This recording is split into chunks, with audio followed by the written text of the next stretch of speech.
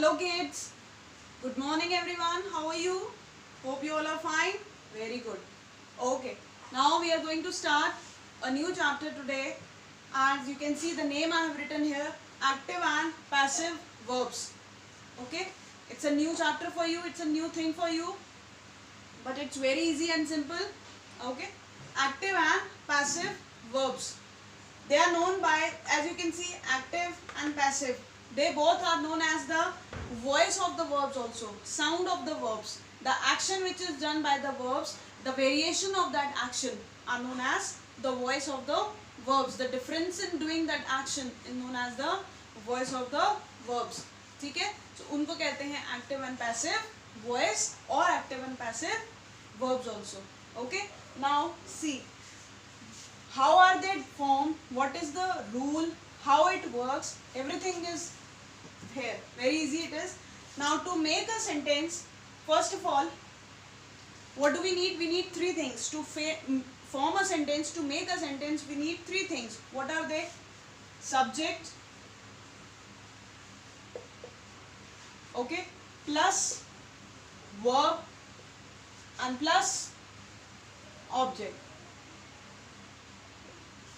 Subject, verb and object. ठीक है, these three things are mainly required to make a sentence. एक sentence को बनाने के लिए हमें इन तीन चीज़ों की ज़रूरत होती है. Subject जो कार्य करता है, कर्ता जिसे कहते हैं, कार्य करने वाला.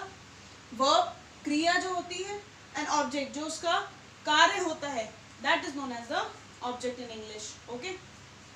Now these three things are required to make a sentence. Suppose the hunter killed the tiger. Suppose this sentence is there. The hunter killed the tiger. Now if we divide this sentence according to this rule, if we divide this sentence according to this rule, how will be their division will be there? See, the hunter, काम कौन कर रहा है यहाँ पे? The hunter. ये कौन हुआ? Subject. ठीक है, क्या काम करा उसने? Killed, मारा. किसको? Verb. What is this? Verb. क्या action है उसका? Killed, उसको मारा. किसको? Object क्या है उसका? What is the object? किसको मारा उसने? The tiger.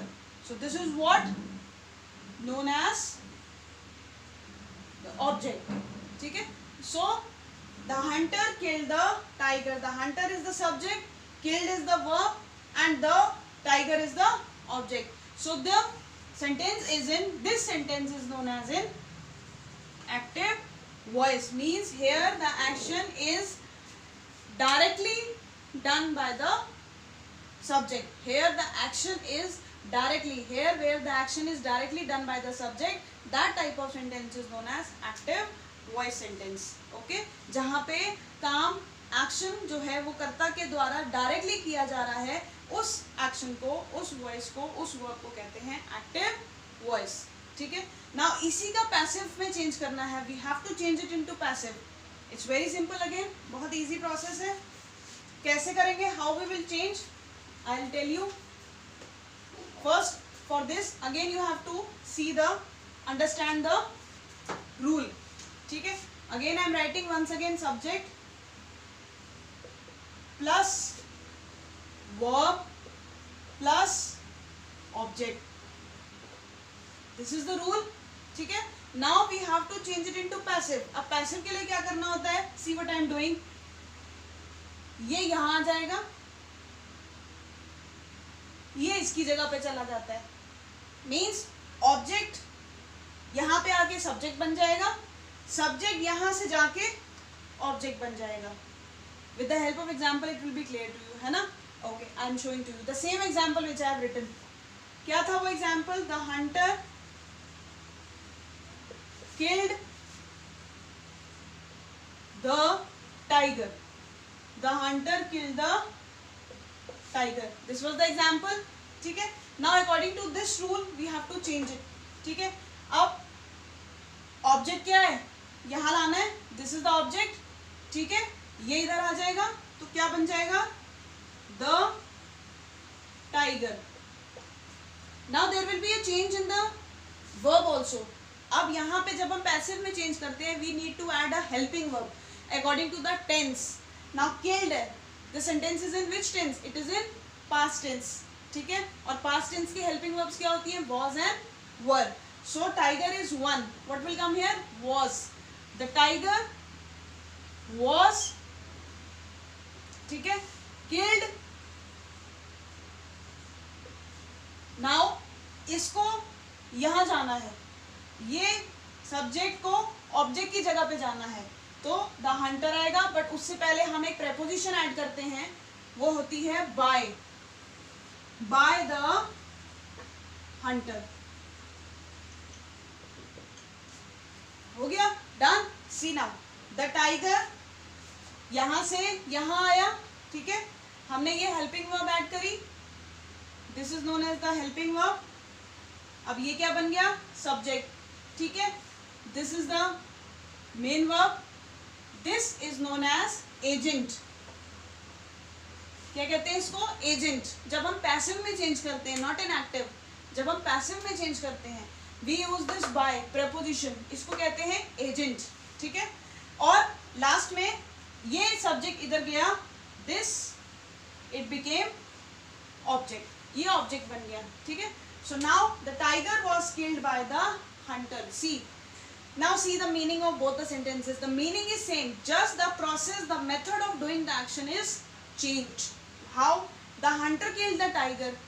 शिकारी ने शेर को मारा, चीते को मारा. शिकारी ने चीते को मारा था. ठीक. The tiger was killed by the hunter. Tiger, चीता शिकारी के द्वारा मारा गया था. See, the meaning is same, just the voice of the verb is changed. सिर्फ जो आवाज है, जो उसका प्रोसेस है, वो चेंज हो गया है. जो method of writing and speaking है, जो मीनिंग है, वो मीनिंग इज सेम. सिर्फ process of writing and voice is change. आवाज बदल गई है बोलने की. ठीक है, अर्थ दोनों का सेम है. So this is known as active and passive verbs. Object जब हम पैसिव में कन्वर्ट करते हैं, object becomes subject and subject becomes object. Very simple, इतना याद रखना है. Object becomes subject and subject becomes object. ठीक है, और ऑब्जेक्ट से पहले हम क्या यूज करते हैं? Bye.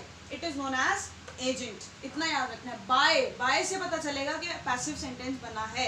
If you will not add by, you will not be able to know or follow that the sentence is in passive voice. ठीक है, इसके लिए आपको ये प्लेस इसका याद रखना है कि कहाँ लगेगा. Before the object, when we are changing a sentence from active to passive. Clear? Okay, okay students.